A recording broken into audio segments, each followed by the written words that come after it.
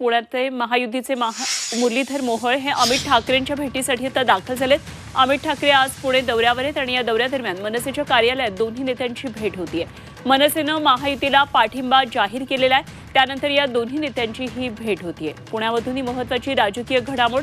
अमित ठाकरे सध्या पुणे दौऱ्यावर आहेत। राज ठाकरे यांनी त्यांच्या मेळाव्यामध्ये महायुतीला पाठिंबा देण्याचं जाहीर केल्यानंतर आता मनसे महायुतीचा प्रचार करणार असल्याचं ठरलेलं आहे। त्यामुळे पुण्यामधले महायुतीचे उमेदवार असलेले मुरलीधर मोहोळ हे अमित ठाकरे यांच्या भेटीसाठी दाखल झाले।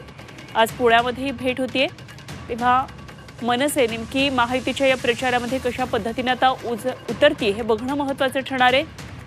अमित ठाकरे पुण्याच्या दौऱ्यावर आहेत आणि याच दरम्यान मनसेच्या कार्यालयामध्ये या दोन्ही नेत्यांची ही भेट झालेली आहे।